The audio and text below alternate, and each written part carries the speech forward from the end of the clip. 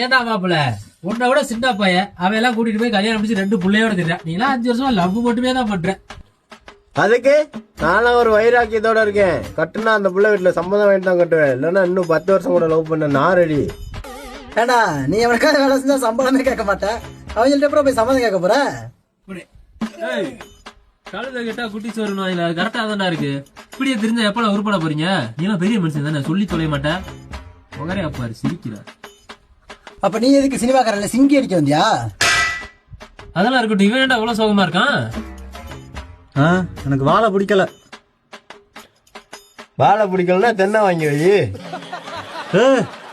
அதான் சொல்லல, நான் சாக போறேன்டா. கொல்லனால எத்தான் சொல்லிட்டு திர்ற. செத்த பாட காணும், செத்து தொலைடா. ஹலோ, அப்படியா? இந்தா வந்துட்டோம். வாங்கடா. போலாமா?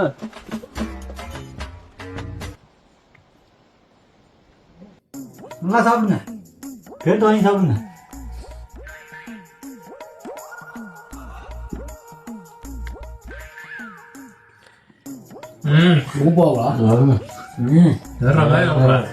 பக்கம் வந்துட்டா சாப்பிடுங்க. மீன் வைக்கவா? குழம்பு ஊத்தவா? மாப்பிள்ள நீ சாப்பிடல? சாப்பிடு. சாப்பிடுங்க. நான் சாப்பிட போறேன், நீங்க சாப்பிடுங்க. நான் அப்படி சோத்தையும் போட்டு அவசர வார்த்தையா பேசிக்கிட்டு இருக்க. எப்ப சாவ, எப்படி சாவ? இந்தா நீங்க சாக போறீங்கல்ல, நீங்களாம் எப்படி சாகுறீங்கன்னு பார்த்துட்டு நானும் செத்துருவேன். லூசு மாதிரி பேசிட்டு இருக்க. நாங்க என்ன சாவ போறோம்? மீன் குழம்பு நல்லா இருக்கா? சூப்பரா இருக்கு. அதுதான் விஷத்தை கலந்துட்டேன்.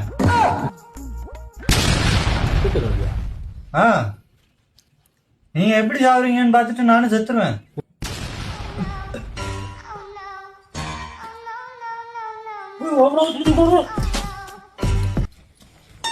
ஒருத்தனாச்சு செத்துட்டு போங்கடா, நான் சாகணும்டா. ஒருத்தனாச்சு செத்துட்டு போங்கடா.